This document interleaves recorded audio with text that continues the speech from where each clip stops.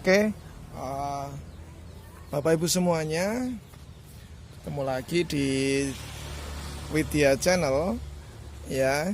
Yang kali ini kita masih sama bukunya, mungkin ini pembahasan terakhir tentang buku The Cash Flow Quadrant. Ya, bagaimana cara kita mengatur keuangan dan lain-lain.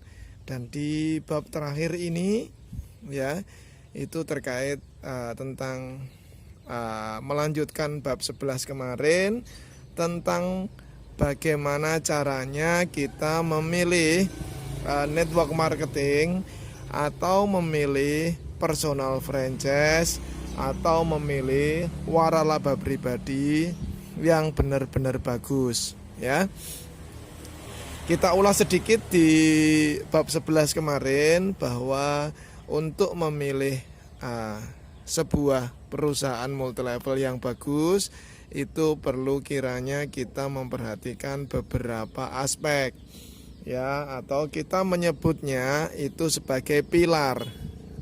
Ada beberapa pilar yang harus kita penuhi ya dalam kita memilih salah satu perusahaan multilevel ya.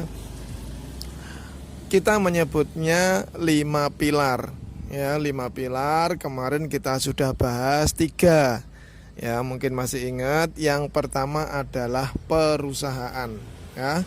Perusahaannya harus perusahaan yang oke ya, perusahaan yang besar, perusahaan yang benar, yang betul-betul bonafit itu ya, perusahaan yang secara legalitasnya besar. Kadang-kadang tidak harus perusahaan besar, asalkan dia perusahaan dengan legalitas yang oke, sudah legal semuanya untuk operasional di Indonesia, itu sudah bisa mewakili ya.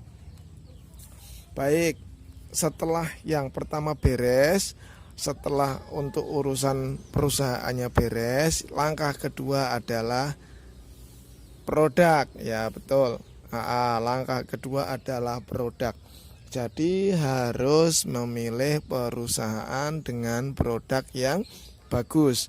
Karena mau tidak mau, yang mau kita pasarkan sekarang ini ya produk. Jadi apapun kuat perusahaan itu, kalau produknya tidak berkualitas, ya tidak mungkin kita bisa bisa memasarkan dengan enak gitu ya. Jadi langkah keduanya adalah bagaimana caranya kita memilih produk yang benar-benar bagus ya. Itu yang kedua. Nah, langkah yang ketiga setelah produknya bagus ya, perusahaannya sudah oke, produknya sudah oke. Nah, legalitas produk ya, legalitas produk itu wajib. Jadi jangan sampai nanti di tengah jalan ya, tahu-tahu perizinan dari segi produk masih bermasalah sehingga izin edarnya tidak diperoleh. Nah, itu nantinya akan timbul masalah Bapak Ibu semuanya. Jadi jangan sampai itu terjadi.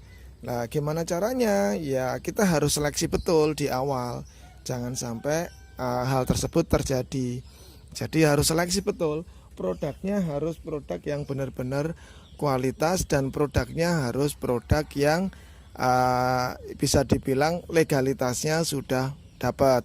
Kalau di Indonesia itu ada namanya Badan POM, di mana seluruh produk yang dipasarkan harus memenuhi standar Badan POM. Ya, itu untuk produk yang dimakan. Ya, untuk produk yang tidak dimakan itu harus mempunyai SNI atau Standar Nasional Indonesia. Nah, itu dari segi produk. Jadi produk ini penting sekali karena penopang utama dari perusahaan adalah produk ya. Nah, kemarin kita sudah bahas tentang bagaimana cara kita memilih produk yang bagus ya. Salah satunya adalah kita pilih yang unik ya, yang unik, yang orang lain tidak punya dan dia harus beli di tempat Anda.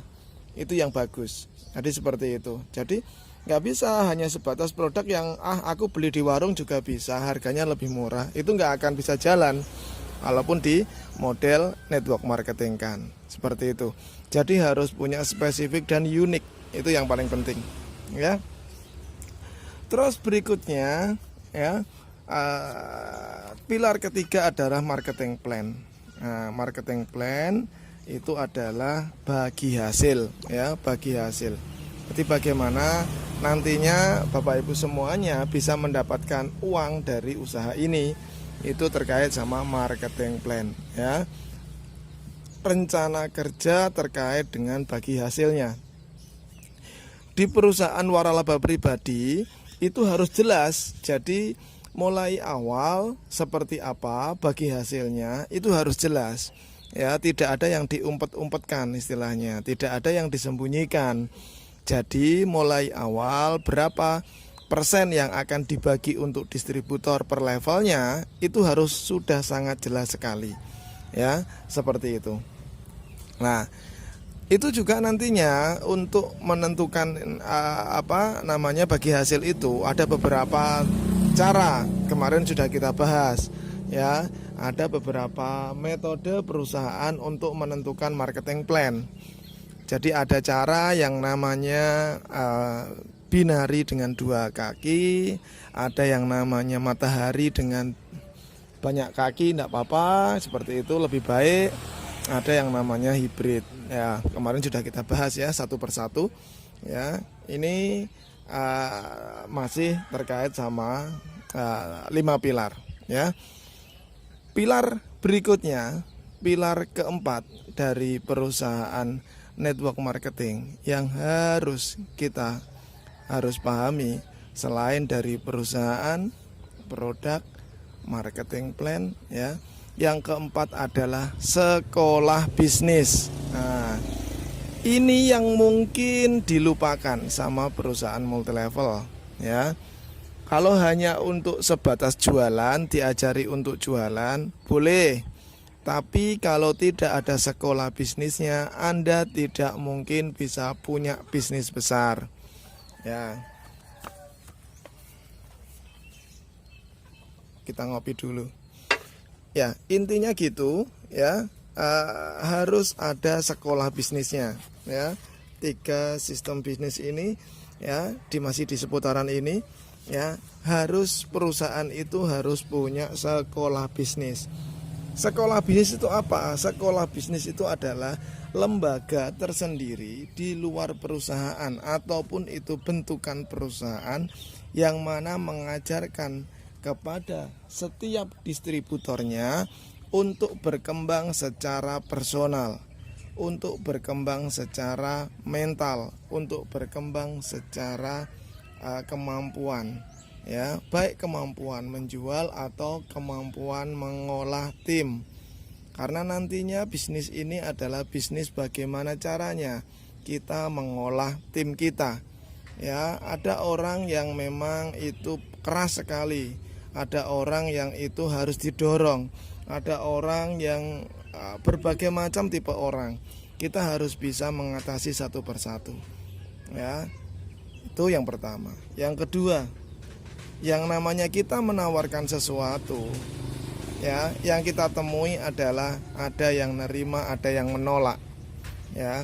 Ada seni tersendiri di mana kita bisa belajar di sekolah bisnis itu bagaimana cara kita mengatasi penolakan ya, bagaimana meminimalisir penolakan, bagaimana menyikapi penolakan. Nah, itu juga nantinya dipelajari di sekolah bisnis ya. Nah, itu pentingnya. Jadi bukan hanya sekedar jualan, tapi bagaimana caranya distributor ini berkembang secara mental.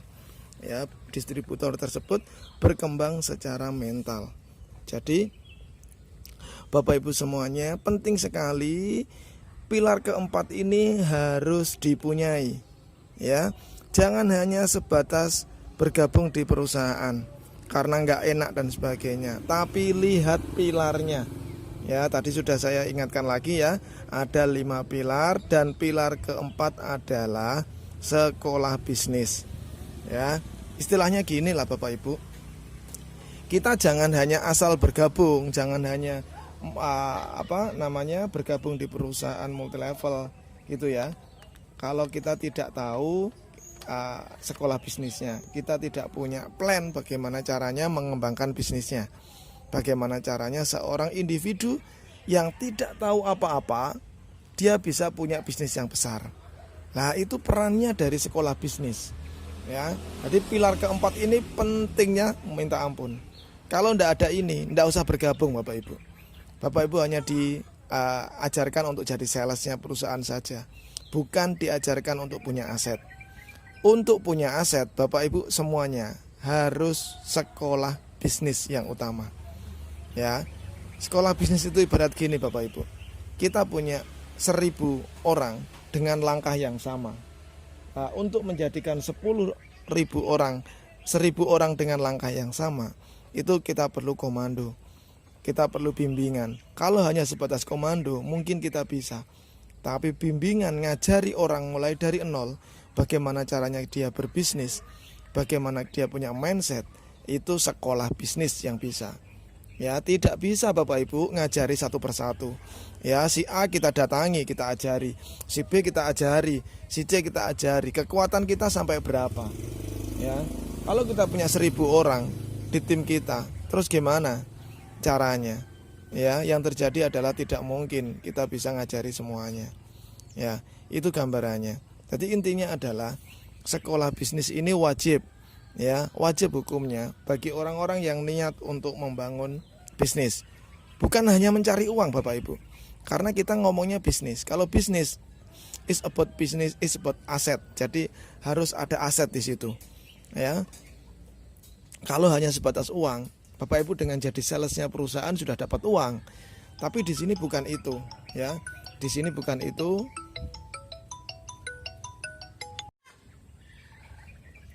Ya, jadi sekolah bisnis ini hukumnya wajib. Wajib buat apa? Buat Anda yang memang berkeinginan untuk membangun bisnis yang besar.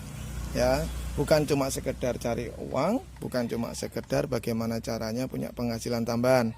Tapi orang-orang yang benar-benar berniat untuk mendapatkan income, ya, dan mendapatkan aset. Jadi tidak sekedar income, tapi juga aset. Aset itu kemarin sudah kita bahas adalah sesuatu yang bisa terus menghasilkan walaupun kita tidak bekerja lagi. Itu namanya aset. Ya, harapannya adalah kita bisa mendapatkan itu. Kita bisa mendapatkan aset itu. Kita bisa membangun aset itu. Perusahaan-perusahaan besar, saya tahu sendiri banyak yang memang sudah melengkapi dengan sekolah bisnis dan itu memang hukumnya wajib. Ya, hukumnya wajib. Kenapa? Salah satunya selain mengajari distributornya untuk dia semakin pintar, dia juga nantinya membentengi distributornya atau mungkin anggotanya biar dia tidak berpindah ke perusahaan lain. Makanya itu perlunya yang namanya sekolah bisnis. Ya, tidak mudah goyah. Jadi digoyah ke kiri ke kanan dia tetap bertahan di situ. Itu namanya aset, ya. Nah, sekolah bisnis perannya di situ. Orang mulai dari awal dia tidak paham apa-apa, dia belum paham sesuatu tentang bisnis. Orang dengan berbagai macam latar belakang ilmu dan pendidikan dijadikan satu di sekolah bisnis. Diajari untuk apa? Untuk bagaimana cara membangun bisnis yang besar. Nah, ini makanya perlu sekolah bisnis itu hukumnya wajib bagi Anda yang memang berniat untuk bagaimana caranya mempunyai aset yang kuat, ya, bukan cuma sekedar cari uang, ya. Sekolah bisnis diingat-ingat ya. Pilar kelima adalah sekolah bisnis, ya, business school istilahnya. Kalau di buku namanya business school, ya, sekolah bisnis. Ya, perusahaan-perusahaan dari Amerika setiap kali masuk ke Indonesia, perusahaan-perusahaan besarnya itu sudah dilengkapi dengan sekolah bisnisnya. Dia sudah punya kurikulumnya bagaimana cara menjadikan distributor itu berhasil. Gitu ya. Oke, yang terakhir yang mau kita sampaikan adalah pilar kelima. Ya, pilar kelima adalah penghargaan. Ya, di sini reward istilahnya. Ya, kalau perusahaan itu tanpa reward, ya nantinya tidak ada gemanya. Dia tidak akan bisa besar. Ya, Nah, perusahaan multi level pasti sudah nyiapkan semuanya, ribet-ribet itu. Bayangkan aja, ngajak orang bekerja tanpa dibayar. Itu kalau tidak punya kekuatan dari segi ribet, itu nggak mungkin. Jadi punya gambaran pendek, menengah, panjang. Panjang ini adalah ribet. Jadi orang semakin akan semangat apabila sudah mendapatkan rewardnya, dan itu akan berbalik juga ke grupnya masing-masing, sehingga grup itu juga semangat. Semakin grupnya semangat, semakin dia juga berkembang. Seperti itulah gambarannya Bapak Ibu semuanya. Ya, jadi ada 5 pilar dalam memilih perusahaan multi level. Ya, sekian dari saya. Terima kasih sudah menyaksikan video ini.